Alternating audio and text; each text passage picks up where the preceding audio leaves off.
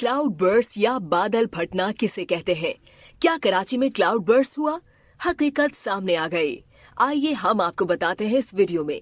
Administrator Karachi Murtaza Wahab ने शहर कायद में होने वाली मूसलाधार बारिश से पैदा होने वाले सैलाबी सूरत हाल पर दावा किया कि शहर में बादल फटने और क्लाउड बर्स्ट की वजह से ज्यादा बारिश हुई। एडमिनिस्ट्रेटर कराची ने एक और ट्वीट में दावा किया कि जिले वस्ती में बादल फटा, जिसकी वजह से नांगन चौरंगी और केडीए में ज्यादा पानी आया। उन्होंने कहा कि इस दौरान नाला चलता रहा, जिसकी वजह से पानी की सतह कम हो रही है।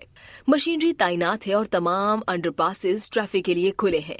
एडमिनिस्ट्रेटर कराची के इस बयान के बाद से होशरुबा बारिश को बादल फटने यानी क्लाउड बर्स्ट से ताबीर किया जाने लगा, लेकिन महकमा मौसमियात ने न्यू कराची में बादल फटने की हकीकत बता दी। पहले तो यहाँ पर जान लेना जरूरी है कि आखिर ये क्लाउड बर्स्ट होता क्या है।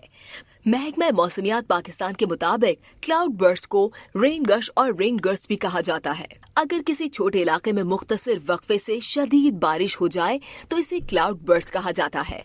इसके लिए जरूरी है कि मखसूस इलाकों में एक घंटे में कम से कम 100 मिलीमीटर बारिश रिकॉर्ड की जाए, लेकिन कराची में सबसे ज्यादा बारिश सुरजानी टाउन में 68.2 मिलीमीटर रिकॉर्ड की गई। बताया जाता है कि क्लाउड बर्स्ट में गैर मामूली बिजली और बादलों की गरज चमक भी पैदा होती है। इसीलिए कराची में पैदा होने वाली सैलाबी सूरत हाल किसी सूरत क्लाउड बर्स्ट की वजह नहीं।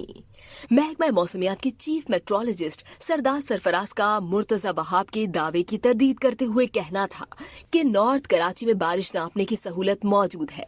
जब पैमाइश की गई तो नॉर्थ कराची में उस वक्त 50 मिलीमीटर बारिश रिपोर्ट हुई थी। चीफ मेट्रोलॉजिस्ट ने कहा कि नागन चौरंगी से नॉर्थ कराची 3 से 5 किलोमीटर दूर है। तकनीकी बुनियाद पर इसे क्लाउड बर्स्ट नहीं कहा जा सकता। मजीद जानने के लिए सब्सक्राइब कीजिए डेली जंक यूट्यूब चैनल और लाइक कीजिए फेसबुक पेज।